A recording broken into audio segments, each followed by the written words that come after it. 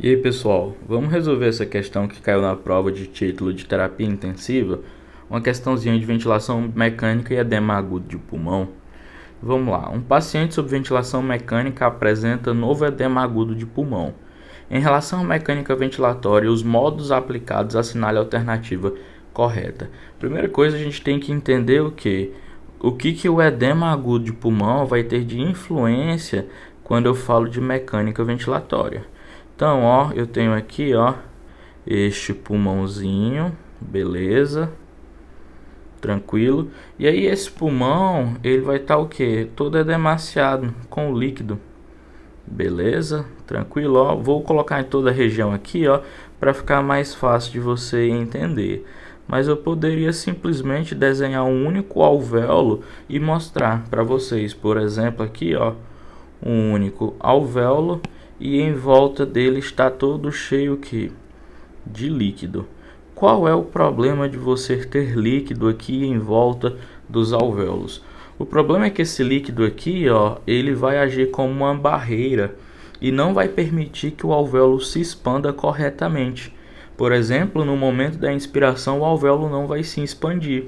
Se ele não se expande, ele não vai conseguir acomodar volume de oxigênio aqui suficiente para fazer uma troca bacana. Além disso, se eu desenho aqui um vaso, ó, um capilar, eu deixo que essa distância entre a membrana alveolar e a membrana capilar maior. E aí a gente sabe que quanto maior a distância, mais difícil de você fazer uma difusão bacana. Isso a gente vê na lei de Henry, né? Então, ó, quando eu tenho edema agudo de pulmão, eu dificulto a expansão do alvéolo e além disso também eu dificulto o que? As trocas, porque eu aumento a distância da membrana alvéolo ao capilar, beleza? Então, pensando nisso que a gente discutiu aqui, vamos falar algumas coisas que a alternativa fala. Em volume controlado, que é um módulo de ventilação, né, o aumento da complacência com edema pulmonar deve gerar redução no volume corrente, se a pressão positiva expiratória final for mantida estável. Ou seja, se eu coloco em um volume controlado, eu consigo que eu reduzo o volume corrente se a PIP estiver estável. Existem algumas coisas aqui que estão erradas nessa alternativa. A primeira coisa é que se eu estou falando que este alvéolo aqui não expande, que esse pulmão não expande, logo ele não vai conseguir o que? Ter muito volume.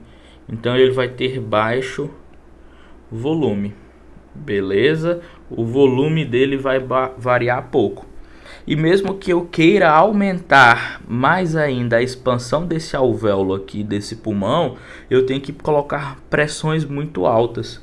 Eu tenho que fazer muita força, eu tenho que forçar o ar muito lá dentro desse pulmão para que ele se expanda adequadamente. Então, além disso de ter baixos volumes, eu tenho que fazer o que? Altas pressões no caso, né? Então, ó, olha só o que eu acabei de escrever para você. Volume sobre pressão. Gente, isso é a fórmula de quê? Da complacência.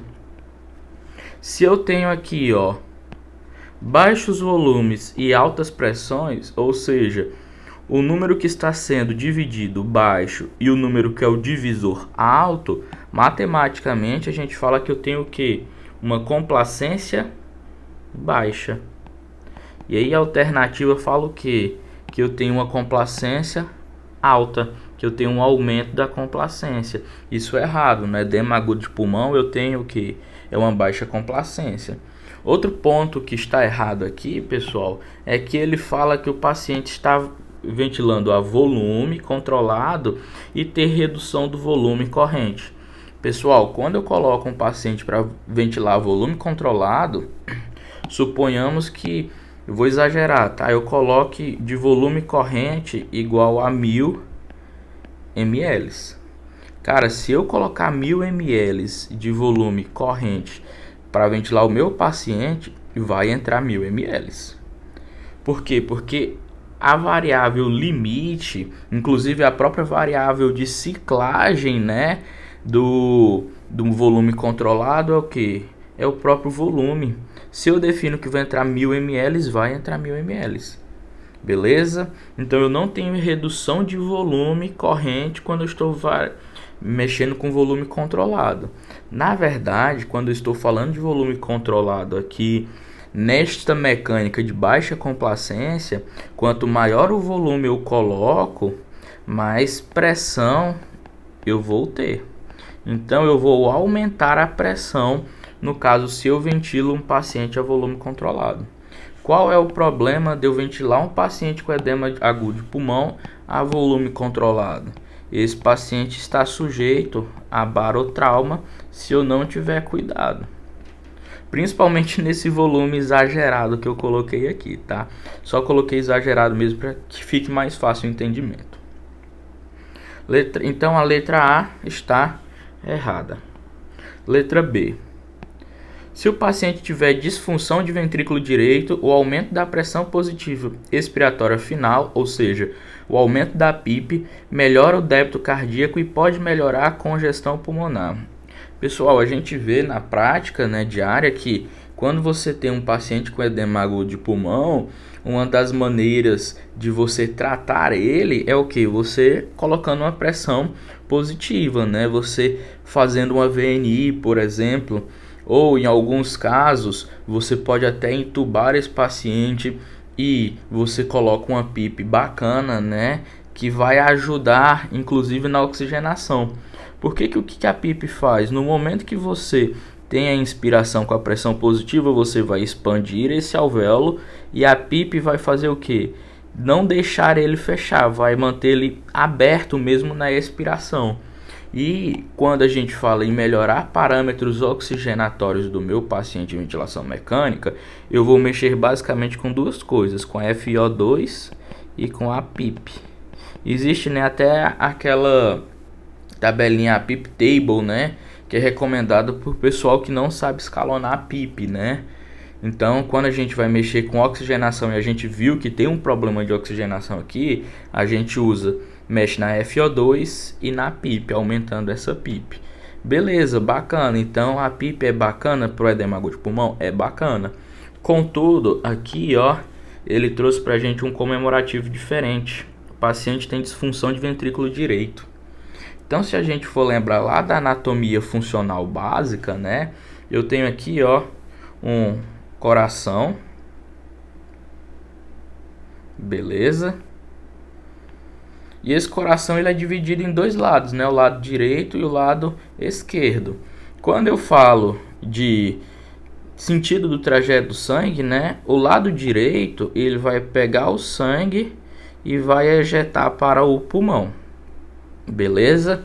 E do pulmão o sangue vai sair oxigenado e vai para o lado esquerdo. E aí o lado esquerdo ejeta para todo o corpo. Bacana. O que acontece quando você coloca uma PIP? Quando você coloca uma PIP, você está aumentando a pressão dentro do pulmão. Certo? Se eu estou aumentando a pressão dentro do pulmão, eu de certa forma estou aumentando a resistência para esse ventrículo direito. Então, ó, quando eu coloco uma PIP, eu estou oferecendo para esse ventrículo direito uma pós-carga. Então, quando eu coloco a PIP, eu aumento a pós-carga do VD. Beleza? A PIP aumenta a pós-carga do VD. É bacana você aumentar a pós-carga por meio da PIP num paciente que tem disfunção de ventrículo direito? Não é bacana. O paciente já está com o quê? Com um ventrículo que não dá conta de ejetar sangue direito. Então, você está dificultando a vida dele. Então, ele não vai conseguir ejetar sangue de forma bacana aqui para o pulmão.